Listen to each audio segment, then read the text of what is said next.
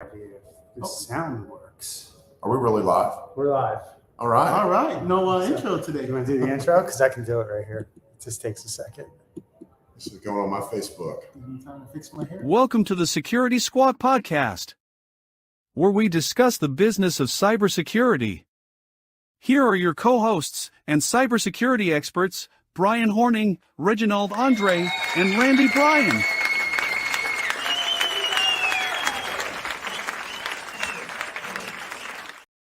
Back up. What's Hey, up, hey. everybody? Welcome to a live edition of the Security Squawk Podcast. I am your co-host, Brian Horning, here with Randy Bryan, Reginald Andre, and we have a special guest with us, Cindy Phillips, the MSP coach extraordinaire. That's what we'll call you. Thank you. I'll embrace that. So we hope everyone can hear us. We are coming to you from my man Randy's laptop. Apple laptop. I don't know if anybody. I don't think anybody's watching yet, so we're good. So, Why are we all here together? so we are at.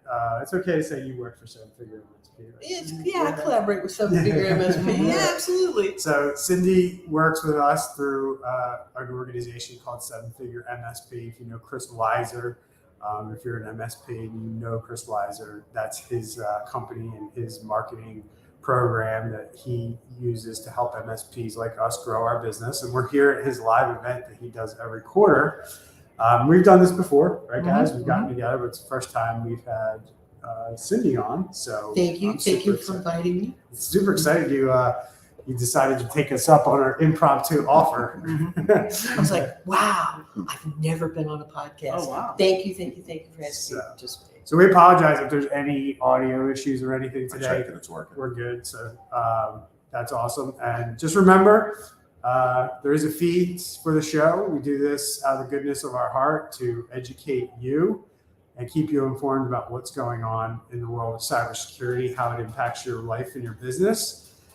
And if we're exchange for our time and our effort, we just ask that you share our show and help us promote the show by letting the different platforms that we publish on, whether you like us, throw a comment in there, rate us on a podcasting platform, all those little things help us get out there. Like, share, and use all those subscribe. bots and computers to tell other people that this show is a worthwhile investment of your time, and we thank you for that. So keep doing that for us, and we'll keep coming to you every week, even when we travel. So That's right. yeah. So the show's gonna be a little bit different today. Usually we kind of like cruise the internet, talk about articles. We're gonna do a little bit of that today. But we thought it would be a good idea to bring Cindy on, because Cindy was actually on stage this morning at the event we're at doing a keynote. And she took us through a really cool exercise where we broke down cybersecurity situations that we deal with on a regular basis. And we went through an exercise of simplifying those. That's the easy way to put it. And take these complex situations and put them into layman's terms, or make it easy to understand for the average person who really a lot of this stuff goes over their heads. And Cindy did a great job of using the analogy of like children's stories, like Cinderella and Three Little Pigs. And she really broke it down to us to really, when you tell your stories, you got to break it down to a moral of the story. And I thought that was really good, because we all learn about morals of stories at a very, very young That's why we age. have those stories. Right, 100%. Literally learn the moral, Right. right? Absolutely. I mean, that's really the key. Yep. And one of the things that also came out of that, which was huge, was Cindy had all the people at this event, which is a lot of cybersecurity companies, go around the room and basically say how many what we call endpoints, that's the computers we protect. And we always look at the computers we protect. At the end of the day, there's a human being on the other end of that device, right? So we call them users rather than endpoints. And, we, in this room, in this community that we're at today, we protect 300,000 people. And that's really, when you figured that out, I kind of knew where you were going with that. And I knew the number was going to be around there based on the people in the room. But it took you by surprise. It took your breath away. for a Oh, second. absolutely. Yeah. When I heard when I heard, well, what we did was we asked everybody, and I put the question really simply, how many endpoints? That's a person. So how many people are we protecting? But then where it really gets big is if you think about small business, every person who works for a small company has a family. Most families need all the paychecks that they currently have coming in. They need those paychecks to come in every single week. So if a small business gets hit, we know what happens because we've seen it. And it's devastating to the small business, but it's crippling to the people who work for those small businesses. So one of the things that gets me jazzed up every day is I usually ask the folks that I'm working with, how many people are we protecting? And we found out this morning the number was actually 286,000 plus people that we were protecting by doing our Only jobs. the people in that room are represented. Yeah, Not exactly. everybody's here, right? No, Yeah. So And- that's thing one. Yeah, that's thing one. And the thing that really, when you think about it that way, when you think about what a disruption to business can really mean to the people, it gets a whole lot more personal. It does. It has a lot more weight to it. Right. And that's when you really have to start making things simple so that people understand that we need to take action. It's not something we can really wait on. No. Right? Even at our table, or at all of our tables, but you had us each tell a story to another person and tell a story back. And even just the one, so everybody was A and a B person. Right. And the one story I shared with somebody, and he shared a story back with me, like I can feel the weight of that even now. Even thinking about it, because we didn't know where this was all going, but just we both ended up talking about how not only did it affect the business in ways that we couldn't have predicted, it affected individuals. And some of it had like months of even emotional anguish Absolutely. that came as a result. Just these two, when I was talking to Tom was talking to me, and I'm sure y'all went through the same thing. So it is a pretty big deal. And I saw when it hit you when you said that number,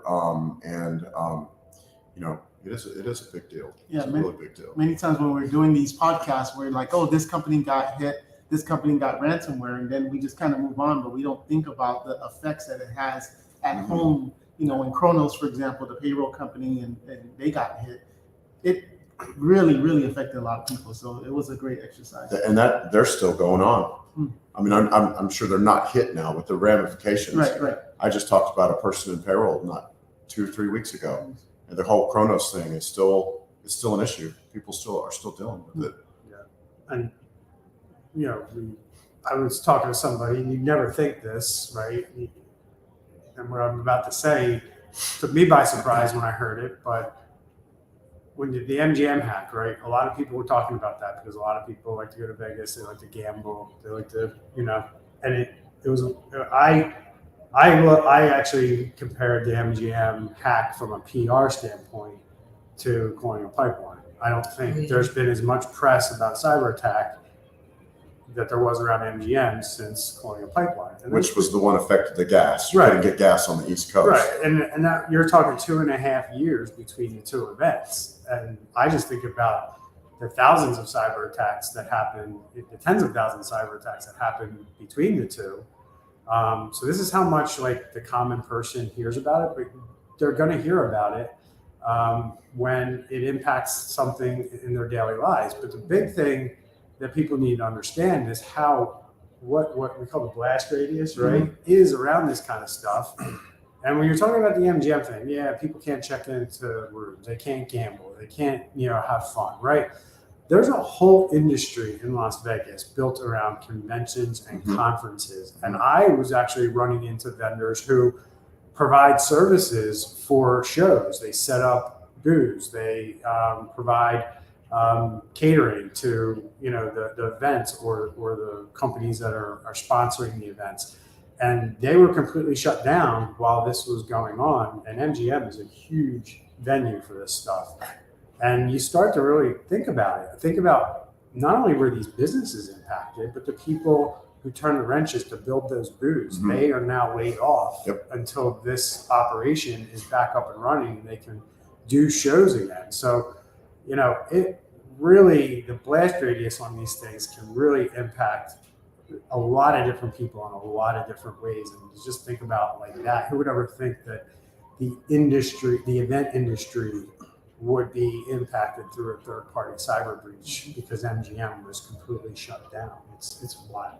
And I don't know how much has come out about how prepared they were in advance, because it seems like we always talk about limiting the blast radius, and it seems like their blast radius has been basically unlimited. I don't know the whole situation, if it has or hasn't, but it sure does seem like it. Right. But that comes back to the whole concept of a supply chain. Right. Right. And so when MGM got hacked, now what we're seeing is all the downstream effects of what's happening because they can't do business the way that they normally should.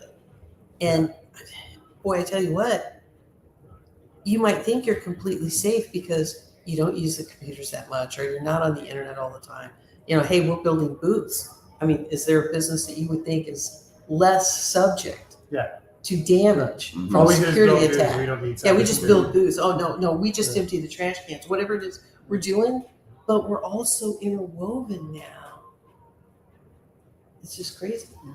Small world. You have to look at, again, this goes back to the theme of the weekend for at least our conversations. Driving home the risk conversation to businesses is where this has to live. Like, you have to understand, if you're like that booth company and you can't make any revenue or you're going to have delayed revenue, like, what's your contingency plan for when the thing where the place you need to go to build your booth, is how you make money, is shut down? What's your contingency plan? Like, what's your backup plan? You have to plan for this stuff. We're no longer in a world where you cannot plan for a partner or a vendor to be down if you rely on them to, deliver your services. So, Yeah, and using the excuse you're too small to be hacked is no longer an excuse. no. Go ahead. Well, going back to one of my favorite stories, and this is an old story. So, sometimes we tend to think, hey, this just now started happening, but we're like easily in year 10 of this stuff, right? I mean, easily, maybe even more. But I go back to 2017. I had a client call me up on the phone and said, hey, one of my customers got hacked, but they're convinced the solution to being hacked is to fire the 19-year-old receptionist that clicked on the bad link. So the reason I like to tell that story is because there's a human cost associated with making a simple error that anyone could make. Anyone could make that error.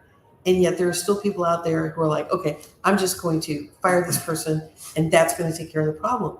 And we all know that anybody can make an unforced error, like tennis. Anybody can make an unforced error. But I think there are still people out there who think I can just assign blame. And there's really, that's not where the blame lives, right? Well, usually, in my experience, people making that decision are the ones that are losing their jobs. Yeah, And they think they can assign blame to that's a good an point. outside provider or a cyber insurance company, or the policy's going to cover them in this. Yeah, that might be the case, but you still have to go through the event, right? And if somebody decides along the way of analyzing that event that you didn't make the most prudent decision here, you're gone. And that's what we're seeing. We just saw it with the healthcare system in the Midwest that got hacked. The CFO was fired in the middle of the event, right? Why the CFO? Probably because the CFO was the one who made the decision on the IT and cybersecurity. Or authorized the bank charge, the transfer. Yeah. It Or wasn't held that. They got hit with responsibility ransomware. They got hit with ransomware, so it wasn't that. I just believe that CFO made a decision to spend so much on cybersecurity. And Or spend it so wasn't- little. Right, that's what I mean. Yeah. Like, we're only spending this dollar amount. Yeah. Never had a risk conversation to understand what you're going to lose if you have a cyber event, and just looked at it as a 1 to 3% line item. Yeah. That's it. And the other thing that's kind of goes back to, I don't know if you guys remember this, but do you remember when you were like 22 years old, 25 years old, and you had the conversation probably with one of your parents? I know Randy's going through this with his adult children. But you have the conversation with one of your parents about you need to buy insurance now because you're young and nothing's wrong with you, right? Let's go get you some life insurance at 22 or 25 because you're young. You don't have any pre-existing conditions. And what do people at that age say? I don't need it. Yeah. No, Yeah. That's it. I remember. Yeah. I don't need it. Yeah, I can always do it later. And it's the do it later thing that we're all super familiar with Yeah. until it's too late to do it later. Well, that's interesting you bring the do it later thing up, because in this article that I wanted to reference as we were talking, that I think, parlays well with your presentation this morning, is because you literally said you pay now or you'll pay later, and you always pay later. You always pay more. Right. Yeah. If you pay later. Paying now is always cheaper than paying later. Yeah. pay me now, pay me later, right? Right. You said, and I agree with you, you're either paying a cyber criminal or you're going to pay an IT company to get you out of a mess, right? Which is what we saw with MGM. They didn't pay the cyber criminals. Right. But what I believed happened is the really smart people who know what they're doing around IT got in a room with the CEO and said, here's what it's going to cost if you want to pay your way out of this and pay the cyber criminals. You're going to have to do this regardless, which means you're going to have to basically build everything from the ground up, new infrastructure, new servers, new everything. And the CEO said, well, if I'm going to have to do that anyway, and I know my backups are good, and I'm not dealing with a data exfiltration problem, I'm not going to pay these guys, and I'm just going to start paying for what I got to pay for, which at the end of the day, we all know here, they probably should have been paying for it the last 10 years, and they were skimping, and now they're going to have to pay for it in about 2 months. And well, they've been paying for it. I mean, you know what I'm saying? Yeah. Even though they didn't pay the criminals, Right. they've lost business. They've lost business. 100 again. million plus, 200 million. Yeah. I mean, that's Stock price. Stock price. that's all associated expenses. But I'm saying when you're sitting there and the CEO, you're being told you have to rebuild all your infrastructure anyway, then that's when he's just like, well, if I got to do, if paying the ransom is either situation, if I pay or not pay, I still have to do this over here regardless, then I'm not paying it. I'm just going to move on and pick up from the pieces from where we are. That's it. So here's what I think is going on. Since the cybersecurity threat is I'm going to call it relatively new, right? Last however many years. Mm-hmm. We haven't been through enough generations yet where we've got generational knowledge that here's what we need to do to protect our business. Wow. We're still in that first sort of generation of business owners who are having to face the question. So they're not sure how they should handle the question. Right. 2 generations from now, this will be as routine as buying any kind of insurance, right? Mm-hmm. But it'll be implemented differently. There's also not a lot of going along with the same things. There's probably not a lot of stories that they've heard Oh yeah. where they're not really aware. I mean, I'm sure y'all have to, literally had business owners tell me, well, if I got hit by cyber attack, I would just shut everything down. You know, Yeah. walk away or start something new. And you're like, so you're just going to what are you going to fire all your employees? Yeah. Well, no, I'll keep paying them. But what are you going to pay them with? Right. Your money just got taken out of the bank. So you won't have any money at all. You're frozen. I mean, Yeah. So anyway. Yeah, you're right. People do think like that. So we got some data here from the Identity Theft Resource Center that came out with their 2023 Business Impact Report. And I like this because I agree with a lot of what's being said here. And this is what businesses are doing out there. And this is, you hear me on the show say all the time, that businesses are treading water in the deep end right now, trying to keep up with this stuff. And cyber criminals definitely have the upper hand. And we're starting to see data on how executives are handling cybersecurity. And, one of the things that stood out to me in this article was that you have about 75% of the businesses that were in this survey, actually 85%, and this is up in 1 year by 70%. So Okay. last year it was 15%.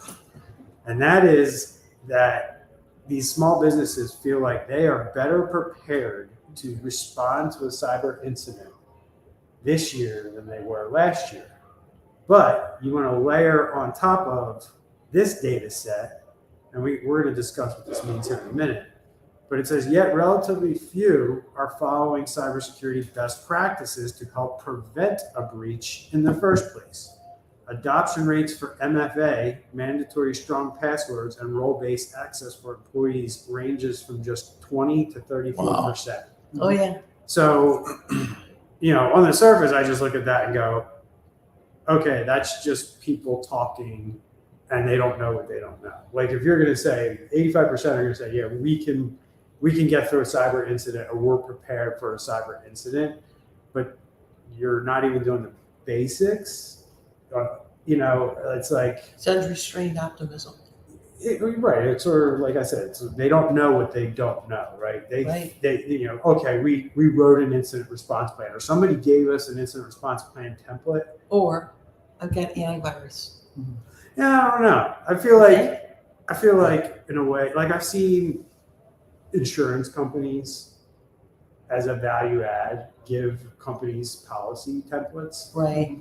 So like, yeah, you have an incident response policy that you've got a template from your insurance agent.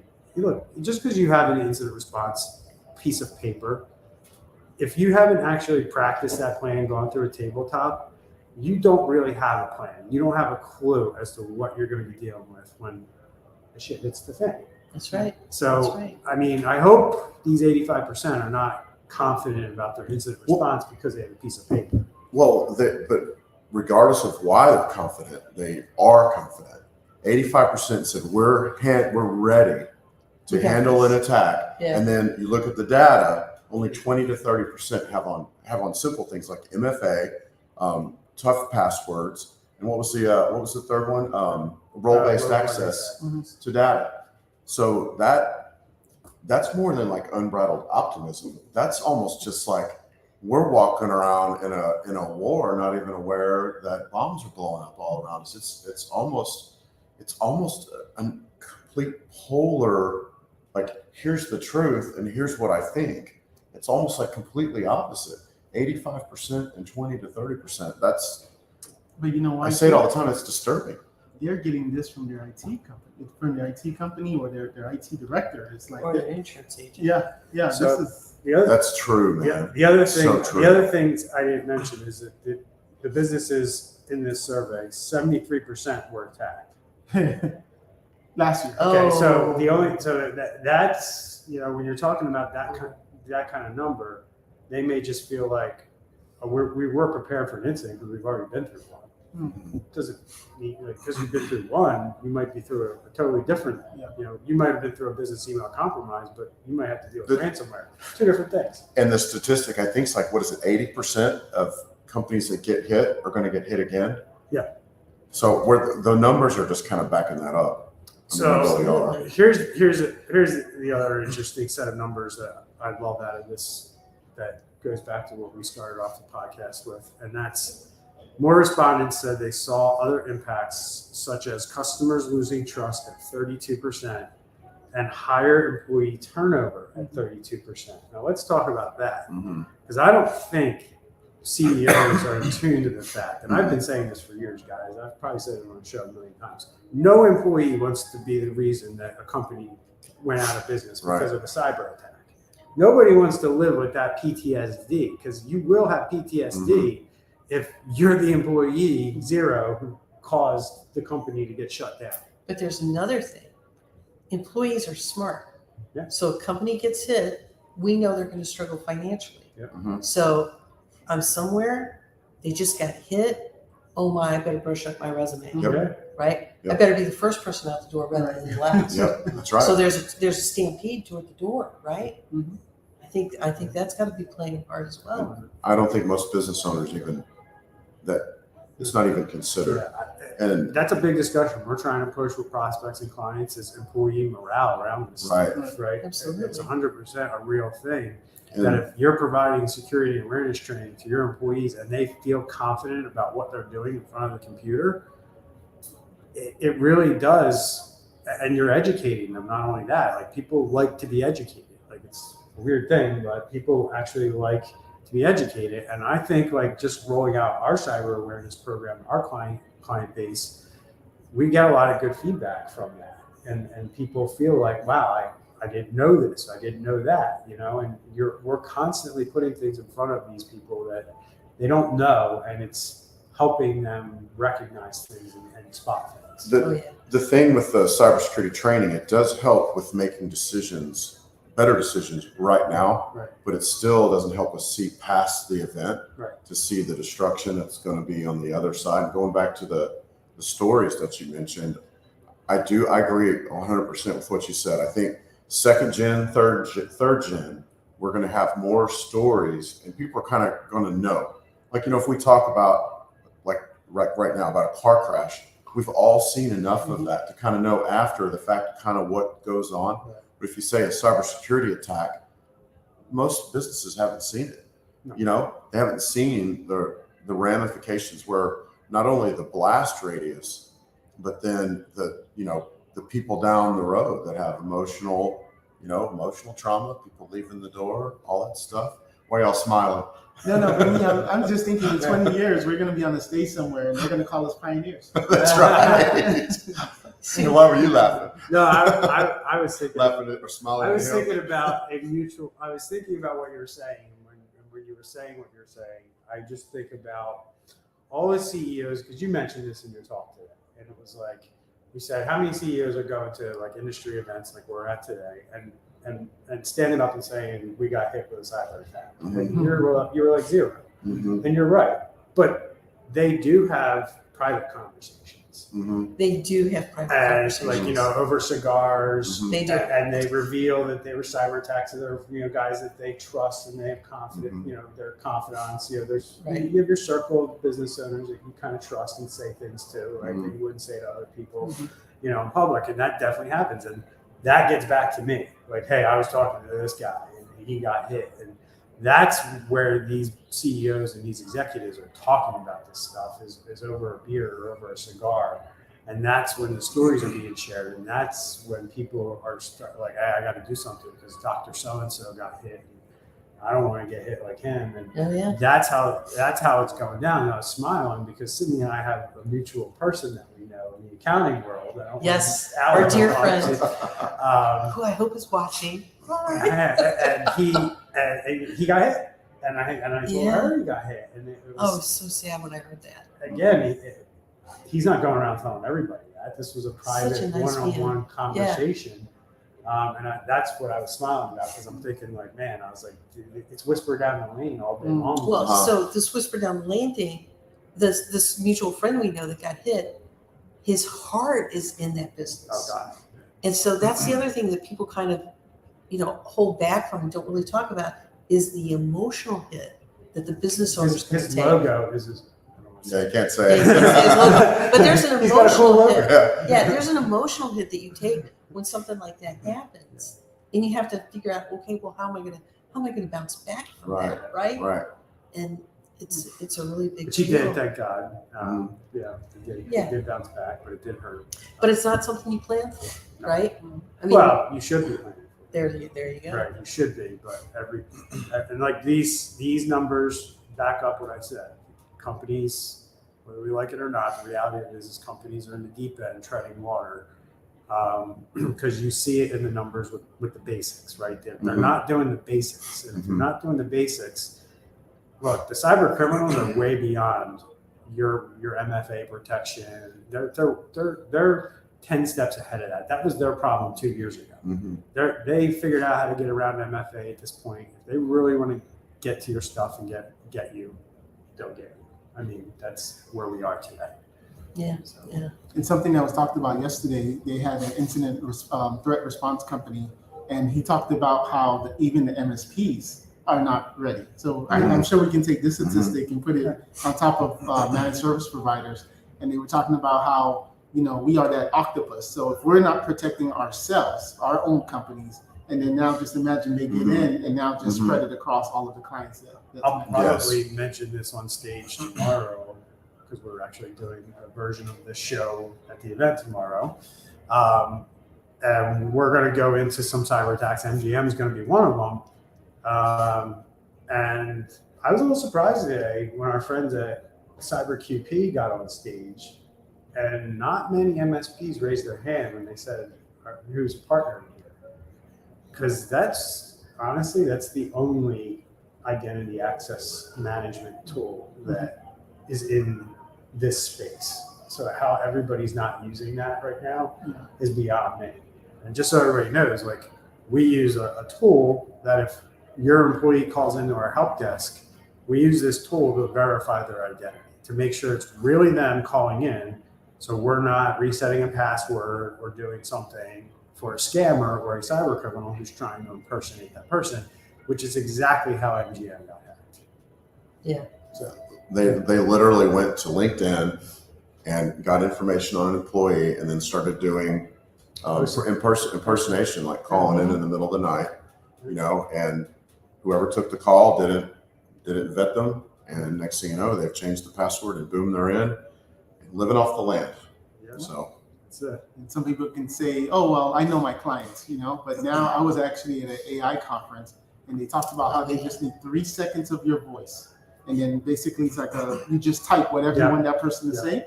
So again, if the hackers want to get in, they're going to find a way to get in. 100%. So, all right, guys. Well, good talk. I think we're well over a half hour in at this Any point. comments? We're going to keep it short. I don't see any. Okay. No, I think we're good. But I appreciate Cindy being here. Thanks for having That was me. great. It was a blast. Cindy is we're typically referred to as unsung heroes in the business world, MSPs and cybersecurity people. But Cindy's the unsung hero in our appreciate world. that. So Thank you. this is somebody who is out there coaching and helping a lot of cybersecurity business owners out there. So she's got to feel good about what she's doing every day. I can Oh, tell you yeah, that. absolutely. So thanks for having me. Yeah, Thanks for having me. So Thank glad you for you're having here. me. It was so nice. And remember, share the show, and we'll see everyone next week. Have a good one. Take care.